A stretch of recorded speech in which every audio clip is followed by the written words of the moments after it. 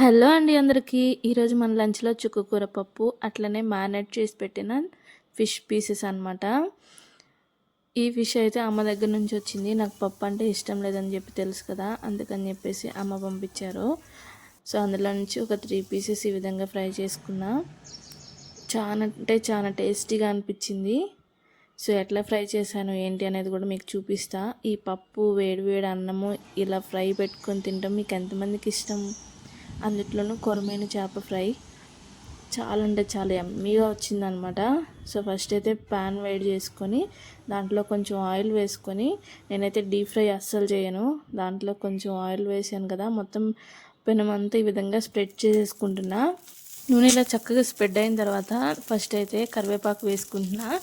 So ఇలా రెమ్మలుగా కరివేపాకు వేసి దానిపైన ఫిష్ ముక్కలు వేసుకొని కాల్చుకుంటే ఎంత టేస్ట్ ఉందంటే, ఈ కరివేపాకులో ఉన్నంత టేస్ట్ మొత్తం ఫిష్ పీసెస్కి పట్టి చాలా అంటే చాలా బాగుంది. ఈ ఫ్రై అయిపోయేలోపు తలప్రాణం తోక్కొచ్చేసింది నాకు ఈరోజు. ఎందుకు ఇలా అంటుంది అనుకుంటున్నారా? పవర్ ఉంది కదా అని చెప్పి స్టార్ట్ చేసి ఎగ్జాస్ట్ ఫ్యాన్ వేసి, ఎందుకంటే నాకు ఘాటు వాసనలు పడవు, డస్ట్ ఎలర్జీ ఉంది.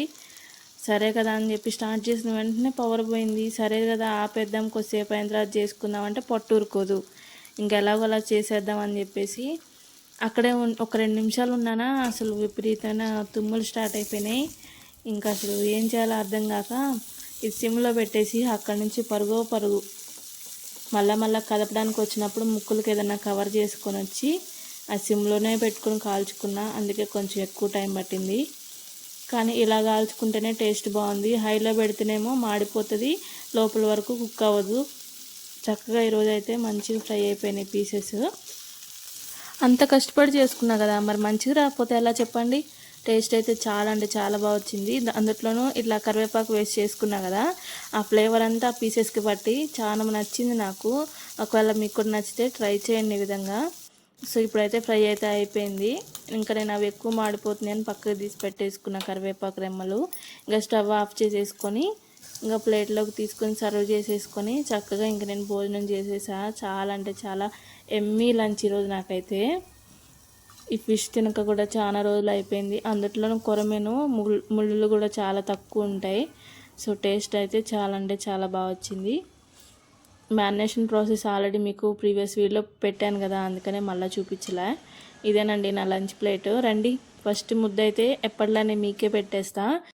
వేడి వేడి అన్నంలో కొంచెం పప్పు కలిపి, దాంతోపాటు ఈ ఫిష్ ముక్క తీసి దాంట్లో ముళ్ళులు తీసేసి చక్కగా మధ్యలో పెట్టేసి ఇట్లా పెట్టేస్తున్న ముద్ద. మీకు నోట్లో నీళ్ళు వస్తున్నాయా?